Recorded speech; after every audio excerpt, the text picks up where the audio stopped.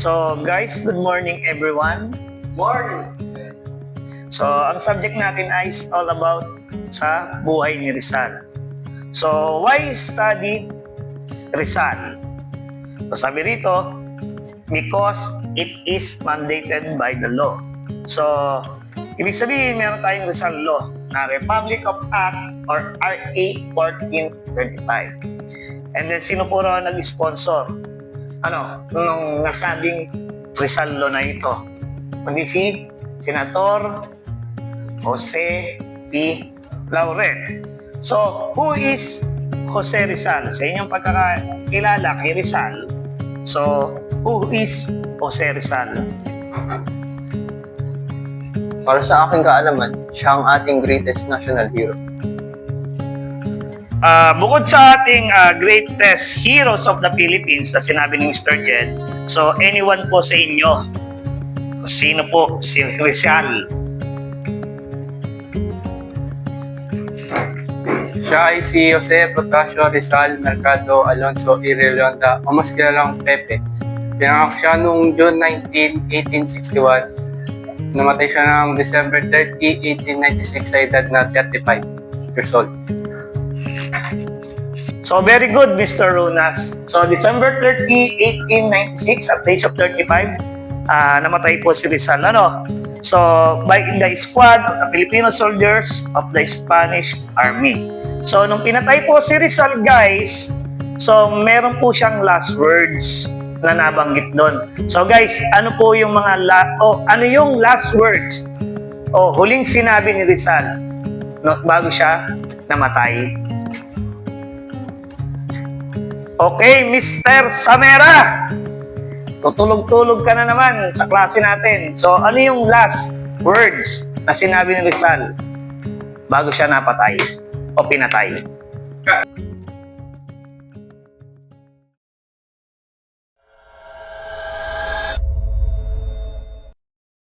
Consumatum est. Upang mahulaan ang kahihinatnan ng isang bansa, kailangan buksan ng isang libro na nagsasabi na kanyang nakaraan. Ako, si Jose Rizal.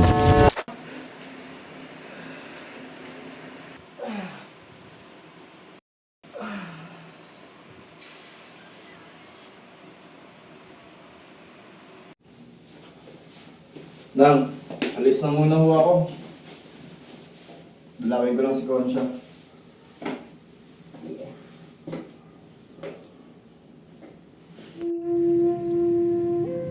Malapit kami sa isa't isa ng aking kababatang kapatid na si Concepcion. Sa lahat ng babae kong kapatid, pinakamamahal ko si Concha. Ngunit sa kasamaang palad ay pumanaw siya sa murang edad na 3 gulang. Sanhi ng isang sakit, labis akong nalungkot sa kanyang pagkamatay. Iyon ang unang pagkakataon na lumuha ako dahil sa lungkot at pagmamahal.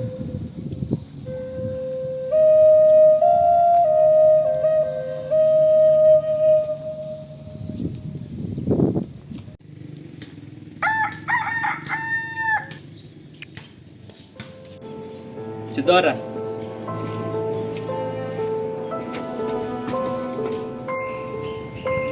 Kailangan na mag-aaral ng ating anak. Ngunit paano yan? Alam mo sa akin ng ating anak. Kaya mo na. Masasanay din yan at lalakas. Pasyano! Takot yun sa po ako tatang.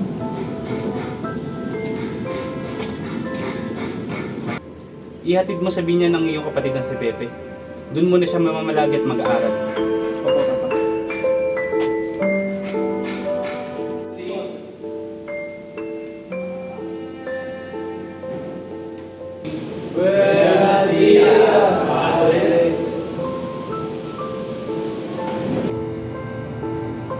At doon na nga, nagsimula ang pakikibaka ko ng malayo sa aking pamilya.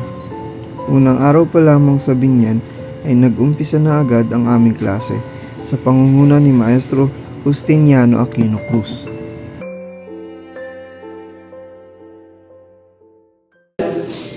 Jose, tayo.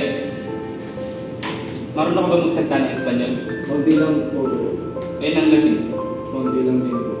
Ba yan? Maliit ka lang Fitted pa ng utak ko. Po, balikan ko kayo.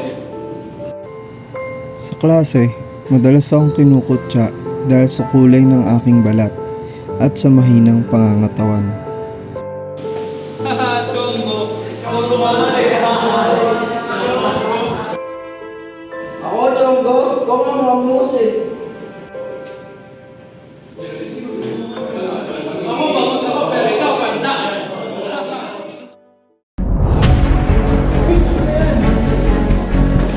O, anong kaguluhan to?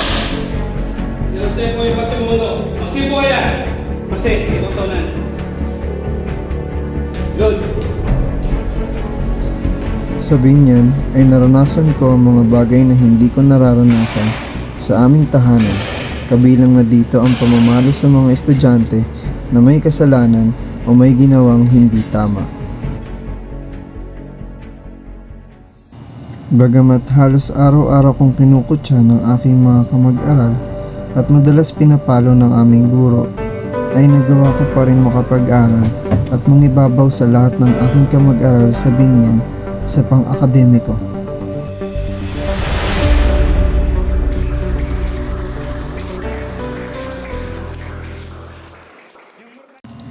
Sa pagtatapos ng aking pag-aaral sa Binyan ay sumambulat naman ang masamang balita na ang aking ina daw ay hinuli at inakusahan ng kanyang hipag na nagkasabwat daw ang aking ina at kapatid nitong si Jose Alberto. Nalasunin siya. Mula noon ay nawalan na ako ng tiwala sa pakikipagkaibigan.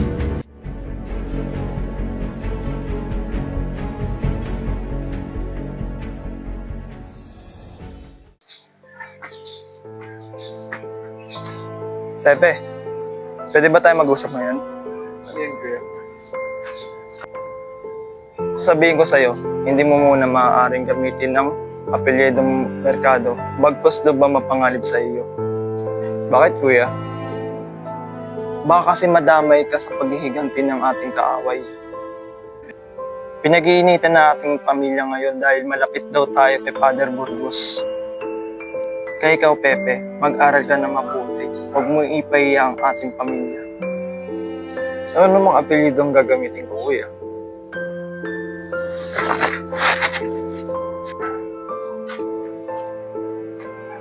Rizal na ang gagamitin mo.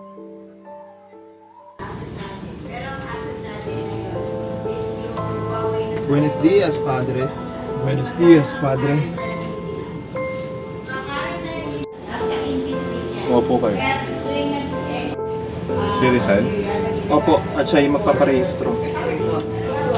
Mukhang maliit para sa kanyang edad at mukhang sakitin. Talagang hindi siya magtatalat sa eskwelahan. At higit pa rito, huli na siya sa pagpaparehistro. Kumuha ko ng entrance exam sa kolehiyo ng San Juan de Letran na siyang unang hiling ng aking ama, pero kalaunan ay nagpunta ako sa Ateneo. Si Manuel Ceres Burgos ang nagpasok sa akin sa kadahilanan si pati si Sir John Fernando ay ayaw akong ipasa.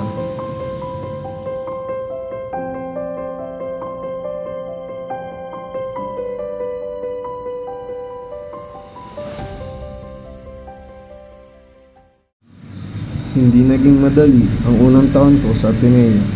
Lubos kong pinaghirapang makamit ang mga matataas na marka upang matuwa ang aking inang kasalukuyan nasa piitan ng panahong iyon.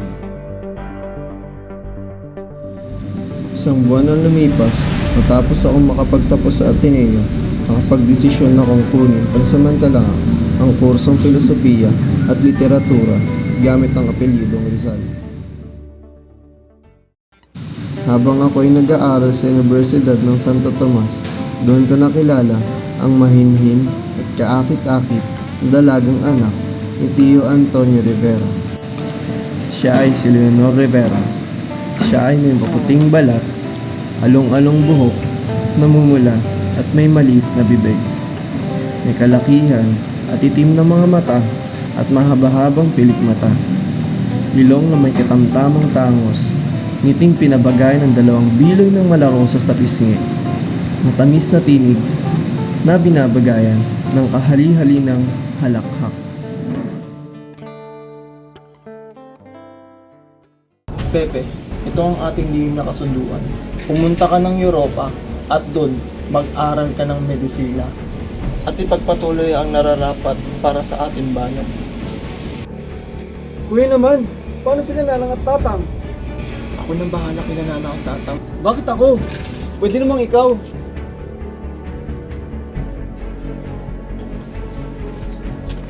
Dahil ikaw ang higit na may kinabang doon, Pepe. Hindi lang ako ang may desisyon nito, pati ng ating mga kapanalig. Kuya, ano na ba ito nila Nanang at Tatang? Malalaman din nila pag nandun ka na. Pero paano si Leonor? Pepe, ang dami mong tanong. Sarili mo lang ba iniisip mo?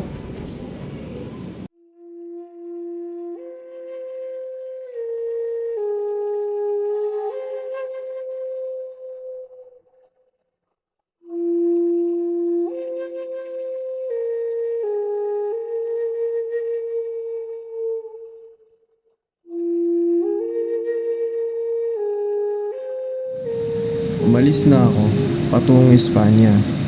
Habang nasa Europa, naging bahagi ako ng kilusaang propaganda na kumukonekta sa ibang mga Pilipino na nagnanais ng reforma. Isinulat ko ang aking unang nobela, ang Noli Me Tangere, isang aklat ukol sa madilim na aspektong kolonyal na paghahari ng Espanya sa Pilipinas. Partikular na pagtutuunan nito ang papel ng mga Katolikong praile. Ang libro ay pinagbabawal sa Pilipinas, bagamat maraming kopya ang nakapasok sa bansa. Dahil sa nobelang ito, naging tudluan ako ng pulisya ng dahilan ng aking pagbabalik sa Pilipinas. Noong 1887 ay napaikli. Nagbalik ako sa Europa at patuloy na nagsulat. Sa panahong ito, nilabas ko ang aking bagong nobela, ang El Filibusterismo, noong 1891. Nalathala ko rin ang mga artikulo sa La Solidaridad, isang pahayagan na nakahanay sa layunin ng propaganda. Sa mga reforma na itinaguyod ko ay hindi kasama ang kalayaan ng Pilipinas sa Espanya. Ako ay nanawagan sa pantay na trato sa mga Pilipino sa paglimita ng kapangyarihan ng mga Kastilang Espanyol para sa Pilipinas sa Korte ng Espanya.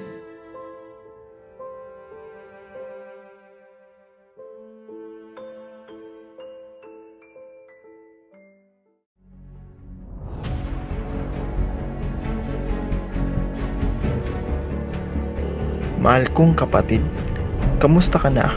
Huwag mong pababayaan ang iyong katawan. Pasensya ka na kung ngayon lamang ako nakapagsulat. Pepe, isang napakalaking trahedyang nangyari sa Calamba. Dumating dito ang isang pulutong ng Guardia Sibil. Binigyan daw ang pamilya ng 24 oras para mag-empake at lisanin ang lugar. Nang araw din niyon, kahit saang bahagi ng Calamba ka magpunta, ay maririnig mo ang sigaw ng ating mga mamamayan. Magpakatatag ka, Pepe. Huwag mo kaming alalahanin dahil sa kabila ng lahat ay hindi kami mawawalan ng pag-asa. Ang iyong kapatid, Pasiano.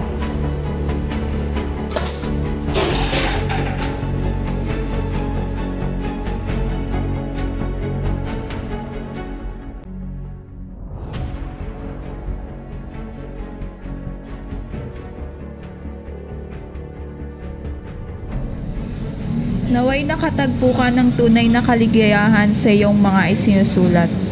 Humahanga ako sa iyong katapangan. Ngunit nalulungkot din dahil kitang-kita kong magkaiba na tayo at magkalayo sa isa't isa. Pinagkasundo ako ni Ina sa isang Ingles.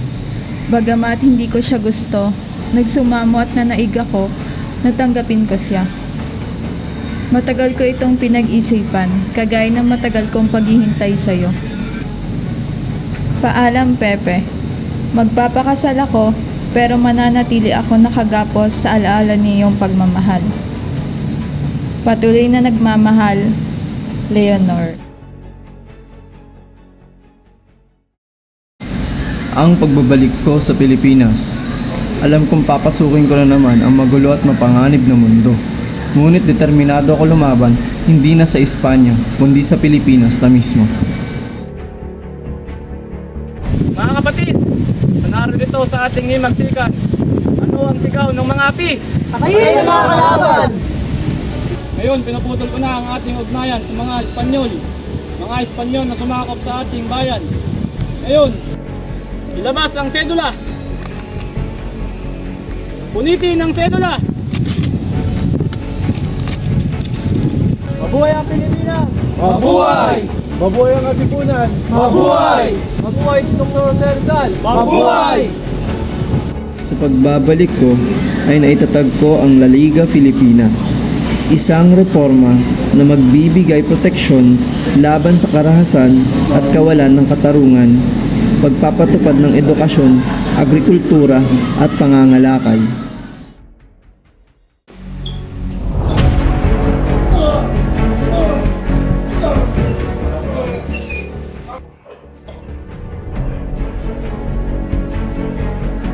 Nasaan na ang ibang kasamahan mo?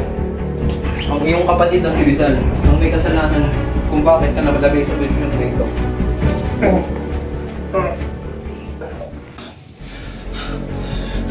Hindi ako susuko dahil ang aming laban ay para sa bayan. Kahit anong gawin nyo, sa akin hindi ako magsasalita. Sige, pagpatuloy mo lang ang katigasan ng ulo mo, kami pa din mananaig sa uli. Ikaw, Jose Protasio Rizal, ay napatunayang may kaugnayan sa pagpapakalat ng balitang tumatiliwas sa gobyerno at simbahan. Ikaw ngayon ay kinakasuhan ng konspirasyon, rebelyon at sedisyon. At nakatakdang bisahin sa ika-30 ng Disyembre sa Bagong Bayan.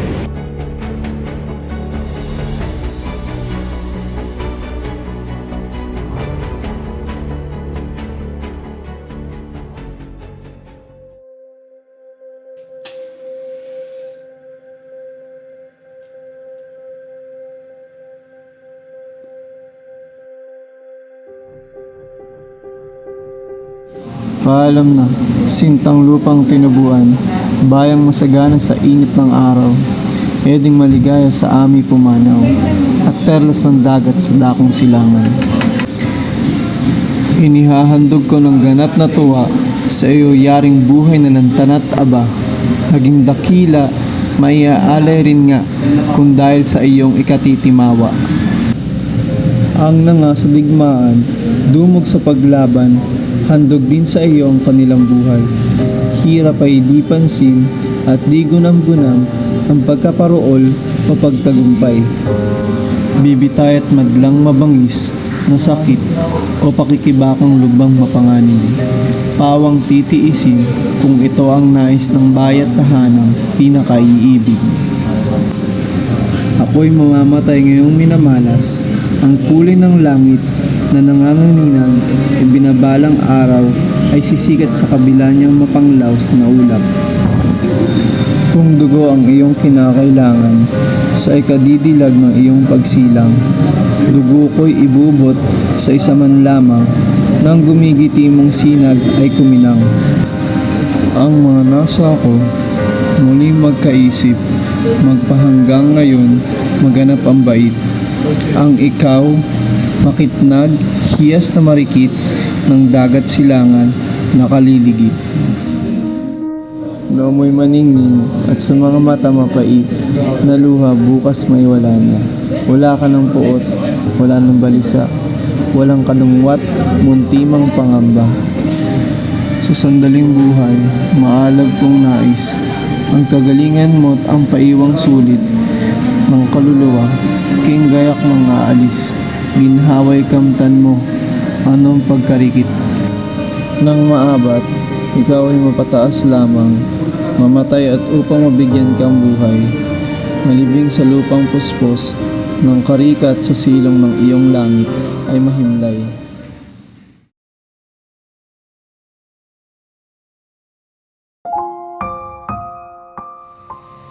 Masama bang ilantad ang katotohanan na nagmumulat sa mga mata ng hindi nakakaalam? Masama bang ipagtanggol ang nakakarami laban sa pang-aabuso at pang-aapi? Pinagsikapan kong isagawa ang ayaw isagawa ng iba. Sa aking mga nobela'y pinili kong sagutin ang mga mapanirang puring paratang sa aming mga Pilipino. Inilahad ko ang kawawang kalagayan ng aking bayan, ang aming mga karaingan at kalungkutan.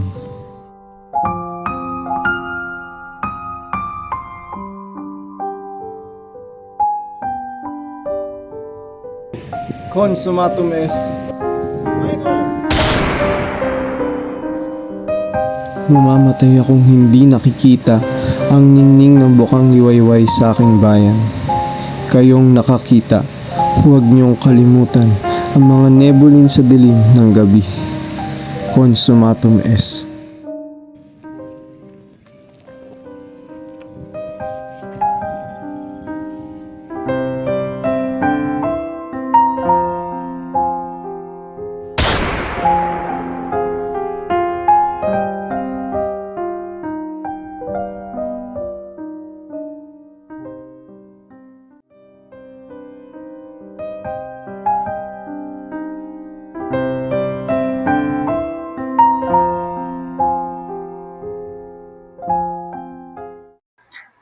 Okay, Mr. Samera! Tutulog-tulog ka na naman sa klase natin. So, ano yung last words na sinabi ni Rizal bago siya napatay?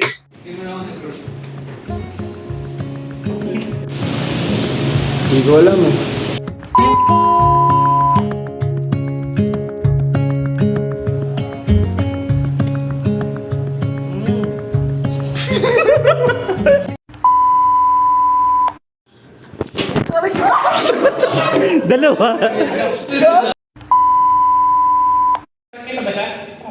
Oo nga ni. 1, 2. Ito na naman tayo sa 1, 2. Game na? Ba't may iwas si Rizal? Danan niyo ako ah. Palulan mo siya, Tay.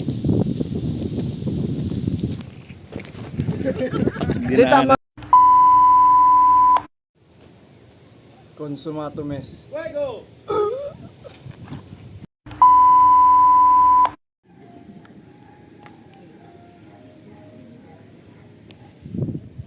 Transition yung gabi.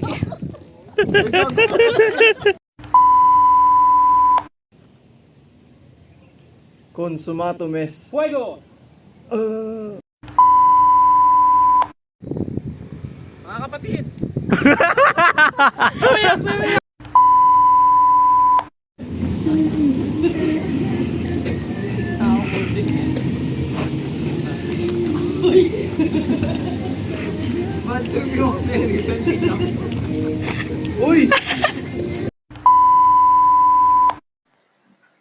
Madadamay ka sa pagiganti ng ating pamilya. Ay, hindi. Ulit. Madadamay ka sa mga paghihiganti ng mga taong pamilya. Pinag-iinitan na ngayon ng ating pamilya dahil malapit daw tayo kay Father Burgos. Ako si Rizal. Ako ang namatay sa inyo. 180 years na nakakaraan. Go. Go.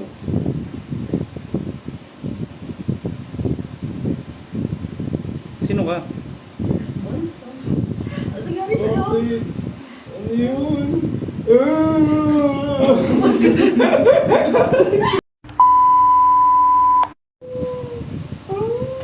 Anak ko, anong nangyari sa'yo? Hindi ko alam. Ano sinabi siya ako? Ano sabi ba? Bakit ganun? Ngayon ka lang dumating sa buhay ko. Pilit binubuksan ang damdamin at puso. What happened, Bella?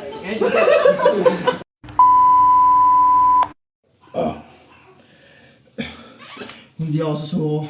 Dahil ang aming laban ay para sa aming bayan.